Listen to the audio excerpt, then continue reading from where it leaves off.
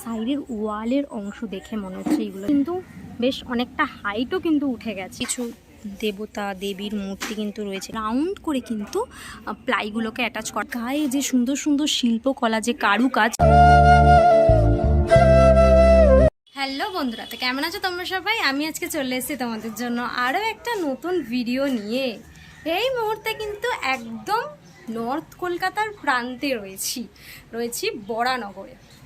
বরানগর মানেই কিন্তু আমরা বেশ কিছু জনপ্রিয় পুজো চিনি। তার মধ্যে অন্যতম একটি জনপ্রিয় পুজো হলো বরানগর নেতাজি কলোনি লোল্যান্ড। বেশ কিছু মাস আগেই কিন্তু খুঁটি পুজো ওনাদের হয়ে গেছে। খুঁটি পুজো সম্পন্ন হয়ে গিয়ে কিন্তু মণ্ডপের কাজ ইতিমধ্যে অনেক দূর এগিয়ে গেছে। সেটাই আজকে তোমাদেরকে দেখাবো কেমনভাবে এখানে প্রস্তুতি চলছে, এবছরের কী উপস্থাপনা রয়েছে। তোমরা বরানগর নেতাজি কলোনি লোল্যান্ডে কীভাবে আসতে পারবে একটু রুটটা বলে দিই। যদি কেউ মেট্রো করে আসতে চাইছো তাহলে কিন্তু তোমরা বরানগর মেট্রো স্টেশনে নেমে ওখান থেকে মোড়ের মাথায় এসে কিন্তু ওখান থেকে একটা অটো ধরে নিতে পারো। অটো ধরে বলতে হবে তোমাদের বরানগর পুলিশ স্টেশন যাব। ঠিক পুলিশ স্টেশনের যে পাশের রাস্তা, সেই রাস্তাতেই কিন্তু এই পুজোটা হয়ে থাকে। একটুখানি গেলেই 5 মিনিটের মতন পায়ে হাঁটা পথ। আদারওয়াইজ যদি তোমরা ট্রেন করে আসতে চাইছো তাহলে বরানগর স্টেশনে হয়ে তোমরা আসতে পারো, বরানগর ট্রেন স্টেশন হয়ে তোমরা আসতে পারো। সেম ওয়ে ওখান থেকে মেন রোডে এসে কিন্তু নিয়ে নিতে হবে একটা অটো বা বাস, যাই হোক না কেন বলবে বরানগর পুলিশ স্টেশন। ঠিক মোটামুটি ওখান দিয়ে বাসে করে আসতে 5 থেকে 7 মিনিট মতন টাইম লাগবে। এইভাবে তোমরা আসতে পারো। সেই বরানগরের নেতাজি কলোনি লোল্যান্ডের পাশের যে পুকুরটা বা ঝিলটা, এই ঝিলটা যেটা আমার খুব পছন্দের, আর ঠিক এর সংলগ্ন এই যে মণ্ডপের কাজ কিন্তু ইতিমধ্যেই বেশ অনেকখানি এগিয়ে গেছে। বাঁশের স্ট্রাকচারের সাথে সাথে কিন্তু থিমের অংশ ভেতরে রয়েছে, সবটাই তোমাদেরকে দেখাবো। হচ্ছে পুরো টোটাল মণ্ডপ, একদম পুরো এই প্রান্ত থেকে এই প্রান্ত পুরো লম্বা করে কিন্তু মণ্ডপের কাজ স্ট্রাকচার শুরু হয়ে গেছে অলরেডি, কিন্তু বেশ অনেকটা হাইটও কিন্তু উঠে গেছে। এবছরে যেটা উপস্থাপনা সেটা হচ্ছে দক্ষিণ ভারতীয় মীনাক্ষী মন্দিরের আদলে, আর তার সাথে সাথে কিছুটা কিন্তু কাল্পনিক ভাবনাও রয়েছে। বেশ সুন্দরভাবেই কিন্তু সেজে উঠবে মণ্ডপ। আর যেহেতু মণ্ডপের রিফ্লেকশন জলে পড়ে সেজন্য কিন্তু শোভা আরও বেড়ে যায় মণ্ডপের।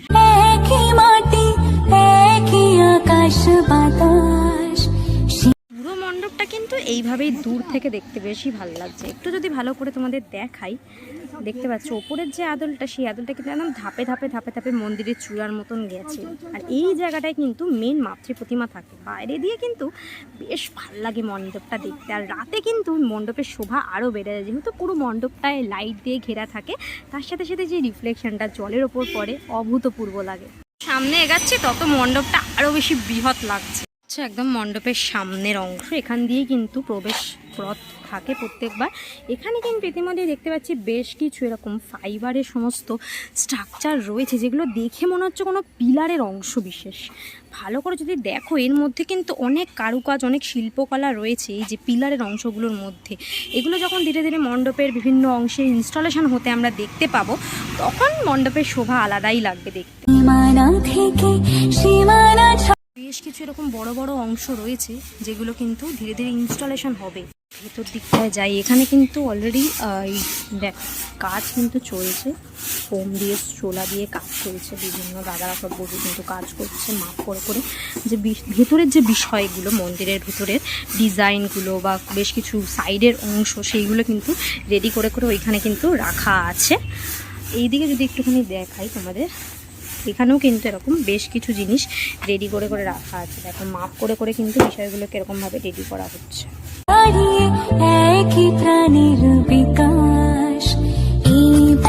এই দিকটা যদি একটু দেখাই, এইদিকে কিন্তু এরকম কোনো সাইডের ওয়ালের অংশ দেখে মনে হচ্ছে এইগুলো দেখো, যার সাথে কিন্তু পিলারও রয়েছে, আর ভেতরের কিছু ডিজাইনের কারুকাজও রয়েছে।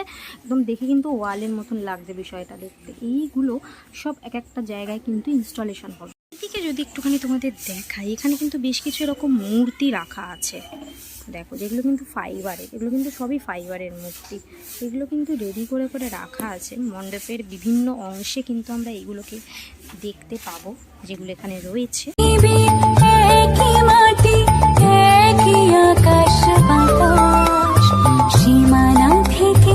এইখানেও কিন্তু একটা মূর্তি রয়েছে, যেগুলো কিন্তু বসা পজিশনে রয়েছে মূর্তি। দিকটাতেও এরকম বেশ কিছু দেবতা দেবীর মূর্তি কিন্তু রয়েছে। এখানে একটা গণেশ ঠাকুরের মূর্তি দেখতে পাচ্ছি রয়েছে। এগুলো কিন্তু মণ্ডপেরই ভেতরের বেশ কিছু পার্টে ইনস্টলেশন হবে, আর এগুলো কিন্তু সব ফাইবারের রয়েছে।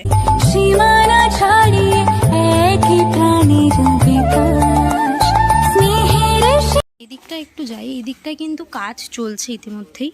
সব ফাইবারের জিনিসপত্র রেডি করা হচ্ছে, মূর্তিগুলো বা বিভিন্ন পার্ট সেগুলো কিন্তু রেডি করা হচ্ছে এখানে ফাইবারের। সব দেখতে পাচ্ছ কাজ করছে। কিন্তু যেহেতু পুজোর আর 40 দিনের মতন বাকি রয়েছে, তাই জন্য কিন্তু জোর কদমের চারিদিকে কাজ চলছে। জায়গাটায় তোমাদেরকে যদি দেখাই, ফাইবারের এই যে অংশগুলো দেখে মনে হচ্ছে কোনো একটা মুখ করা হচ্ছে, এরকম অংশগুলো কিন্তু মণ্ডপের বিভিন্ন পার্টে আমরা দেখতে পাবো।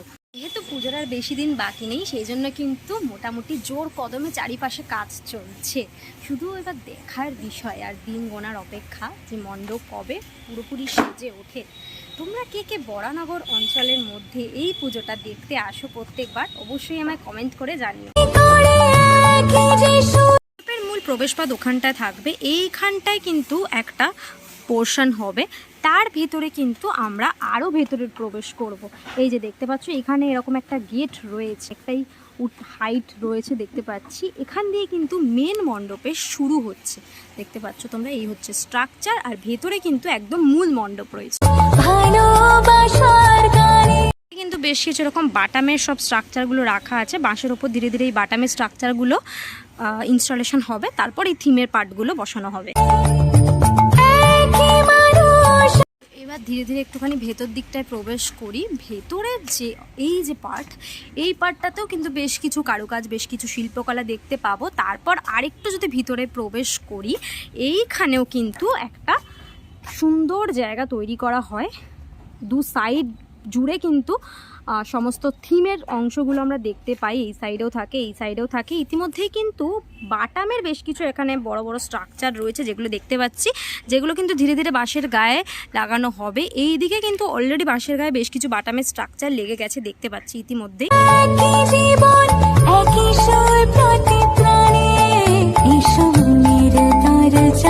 আসি যেখানে মূল মণ্ডপ, যেখানে অ্যাকচুয়ালি মাতৃ প্রতিমাকে আমরা দেখতে পাবো, সেই প্রবেশ দ্বার হচ্ছে এটা।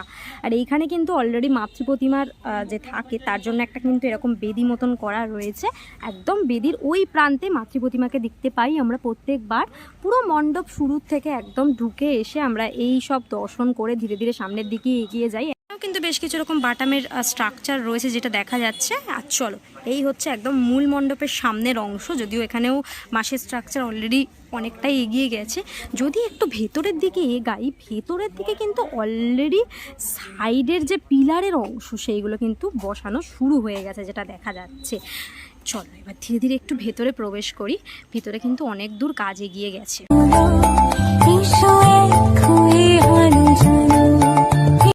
পিলারের অংশগুলো শুরু হয়ে যাচ্ছে এখান দিয়ে। এখানে কিন্তু প্লাই মেরে মেরে পিলারগুলোকে সব বসিয়ে দেওয়া হয়েছে, দেখতে পাচ্ছ নিচে প্লাই রয়েছে, প্লাইয়ের উপর কিন্তু পিলারগুলো বসানো রয়েছে। ওই সাইডের অংশগুলোতেও কিন্তু সব প্লাই মারা হয়ে গেছে দেখা যাচ্ছে। পর পর যদি একটুখানি পিলারগুলো তোমাদের দেখাই, যে পিলারের গায়ে যে সুন্দর সুন্দর শিল্পকলা, যে কারুকাজ, সেগুলো কতটা সুন্দর লাগছে। দেখো এক একটা পিলার দেখো কতটা মোটা, এক একটা পিলার কতটা অংশ নিয়ে রয়েছে। আর এই পিলারগুলোই কিন্তু পুরো এই প্রবেশপথটায় থাকবে। একটু দেখাই, ওপরেও কিন্তু বেশ কিছু রকম প্লাইয়ের সব স্ট্রাকচার রাখা হয়েছে, এগুলো ধীরে ধীরে কিন্তু ইনস্টলেশন হবে।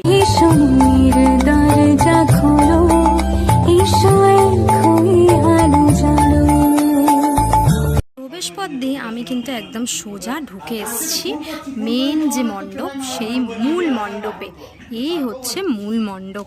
মূল মণ্ডপের কাজ কিন্তু ইতিমধ্যে অনেকটাই এগিয়ে গেছে। ওপরে সমস্ত প্লাইয়ের স্ট্রাকচার অলরেডি বিল্ড আপ হতে শুরু হয়ে গেছে, কিন্তু সাইডেও সমস্ত প্লাই মারার কাজ কিন্তু স্টার্ট হয়ে গেছে। যেহেতু দুর্গা পুজোর আর বেশি বাকি নেই, সেজন্য কিন্তু রাত দিন কাজ চলছে এখন।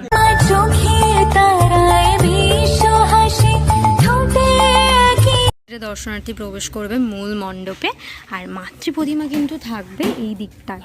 প্রত্যেকবার এইদিকে কিন্তু মাতৃ প্রতিমা আমরা দেখতে পাই, সেরকমভাবে এই বছরেও কিন্তু এইদিকে মাতৃ প্রতিমা আমরা দেখতে পাবো। ধীরে ধীরে মাতৃ প্রতিমা দর্শন করে কিন্তু আমরা এই যে সামনে রাস্তাটা রয়েছে, এই রাস্তা দিয়ে কিন্তু বেরিয়ে যাবো। অলরেডি এখানে কিন্তু মেলাও বসে থাকে প্রত্যেকবার।